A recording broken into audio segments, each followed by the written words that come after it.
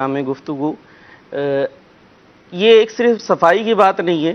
کوئی بھی چیز ہو جو اچھی ہو اسے اگر اپنانا چاہیں تو اس کا بنیادی اصول یہ ہوتا ہے کہ اس کے فوائد پر غور کیا جائے۔ واہ واہ واہ، اگر آدمی غور کرے گا کہ اس کا فائدہ ہے، جی اس سے مجھے نفع حاصل ہوگا، تو پھر وہ آہستہ آہستہ اس چیز کو وہ اپنانے والا بن جائے گا۔ اگر وہ اس چیز پر غور نہیں کرے گا کہ اس کے کیا فوائد ہیں اور اس کو نہ اپنانے کے مجھے کیا نقصانات ہیں، تو پھر تو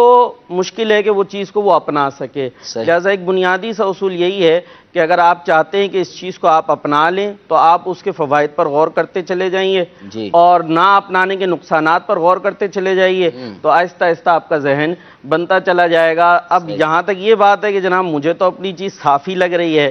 تو اب یہ ویسے ذرا سا مشکل ہوتا ہے کہ اپنی چیز صاف ہر صورت میں ہی لگے، اور اگر بعض اوقات آپ کو لگ بھی رہی ہے تو کچھ لوگ تو لحاظ کرتے ہیں اور بعض لوگ پھر وہ بتا بھی دیتے ہیں کہ آپ کیسے ہیں، کیونکہ اگر منہ سے آپ کے بدبو آ رہی ہے، بعض کے ہوتا ہے جناب منہ سے آپ کے بدبو آتی ہے اور بعض کے آتی ہے لیکن چونکہ وہ منہ میں اپنے ہوتی ہے لہذا خود فیل نہیں ہوتی، یوں تو ایک بات آپ کی یوں تائید بھی ہو جاتی ہے، تو ہم میں سے ہر ایک خود ایک دفعہ چیک کر دیکھ لے کہ کہیں منہ سے بدبو تو نہیں آتی۔ اس کا ایک پروسیس جو ہے وہ شیخ طریقت امیر اہل سنت نے بتایا بھی یہ طریقہ کہ کس طریقے سے اپنے ہاتھوں کو اپنے جو ہے وہ منہ کے قریب لے کر ایک زیادہ سانس لے گا تو اور پھر اس کو سونگے گا فوری طور پر، تو اس کو محسوس ہو جائے گا کہ میرے منہ میں بدبو ہے یا نہیں ہے، تو یوں کر کے ایک دفعہ چیک کر دیکھ لے کہ ایسا تو نہیں میرے منہ سے بدبو آتی ہو۔ اور کچھ لوگ تو برداشت کریں گے اور ہو سکتا ہے کچھ وہ بول بھی نہیں کہ بھائی ذرا سا ایسے بھی ہوتے ہیں بعض لوگ، جی، تو کچھ قرضہ نہیں رکھتے، جو نظر آتا ہے بول دیتے، ہاں تو وہ بول دیتے، پھر وہاں پر آپ خود دیکھ لیجئے گا